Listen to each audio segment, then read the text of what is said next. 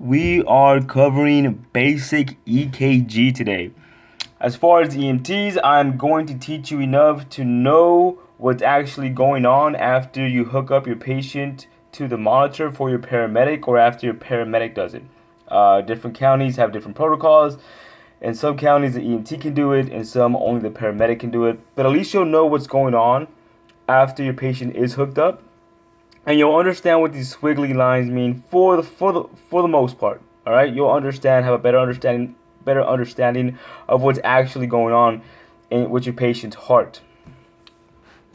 So I'm going to talk about two things: what's going on mechanically with the chambers, and what's going on with the electrical system. All right, the cardiac conduction system. So first off, let's go over the mechanics of what's actually physically happening when you have a normal sinus rhythm. So the P, when you see the P right here, let's see if this is writing right. This represents the atriums contracting. So when the P is bubbled up like that on the PQRST, that's the letters that we use to represent movement or electrical activity, both things. Anyways, the P wave means that the atriums are contracting. They're squeezing blood downward. That's what that means. They're both contracting. This right here is called the Qrs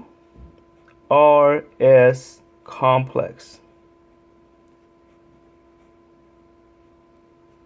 So I am talking about this part right here. It's called the Qrs complex. When you see this is kind of exaggerated. It doesn't really go all the way down here. Usually doesn't. But the Qrs complex means that the ventricles are squeezing blood out.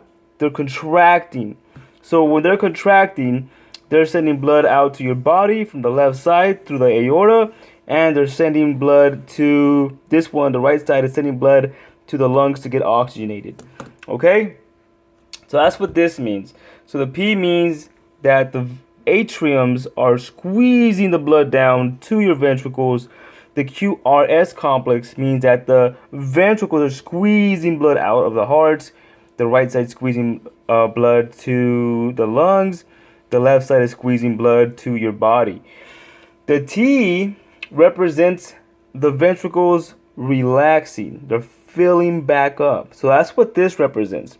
Now, a question that I always get is why is there a wave for the ventricles relaxing, filling back up with blood, but not for the atriums? Well, that's because as the atriums are relaxing, filling back up, the ventricles are squeezing at the exact same time, and it kind of just overtakes the little graph, the lining. So it's just the ventricles are so powerful, and they create so much force that it kind of just completely blocks off the atriums filling back up. So that's why, in case that's a question you may have had. I know I get that a lot. All right, so let's backtrack real quick on the mechanics of what actually physically happens to the heart right here when this is happening, when you see this. So on the EKG machine, the P wave before the Qrs complex means that the atriums are squeezing the blood down to the ventricles. The Qrs complex represents the ventricles squeezing the blood out to your body or to the lungs. The T wave represents the ventricles relaxing and filling back up, okay, with blood. That's what this means. Now, let's go ahead and cover what's going on in your heart electrically when you see these squiggly lines on the EKG monitor. So you have this thing called the SA node, right? So first of all, let's go ahead and just, I'm going to go ahead and just say that your heart generates its own electricity. It's like it has its own pacemaker. And that is called the sinoatrial node. Atrial is in the atrium. Think of it that way. So the sinoatrial node is going to be on the right side of the heart, the patient's right side, right? And what happens is, when this generates electricity, because the atriums are full of blood, it's going to send an impulse out to the other atrium and then down here. Well, when the impulse is generated, the electricity is kind of blown out and sent across to the other atrium, it's going to show the P because it's making these contract. So the electricity makes the heart contract. So it's going to squeeze the blood down. So I just want you to know that whenever the SA sinoatrial node is sending out electricity, it fires off the electricity, that's making the P appear on the screen, okay? Then the time that it takes for the electricity to travel from the SA node to the AV node, that's what this represents, this little line right here. No, nothing's happening during that little period of time.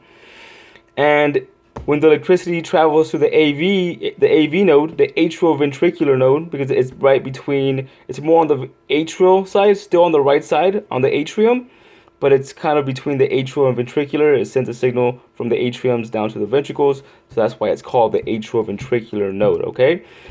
It's going to send a message or the electricity down the bundle of His, so a little straight line, and then that bundle of His separates into bundle branches, and it goes into your Purkinje fibers. All right?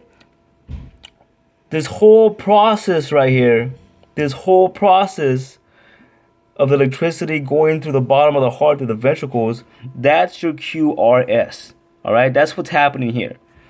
QRS. All right? Hopefully that kind of makes sense. Just to kind of break it down even more, a little more, because I know some people want more. The Q represents the electricity traveling through the bundle of His. All right? That little indentation right here. The R represents the electricity traveling through the bundle branches. You have your right bundle branch and your left bundle branch. The S represents the electricity traveling through the Purkinje fibers. So you see how it's step by step, it's actually breaking things down. And that's what I mean by it's more in depth. All right?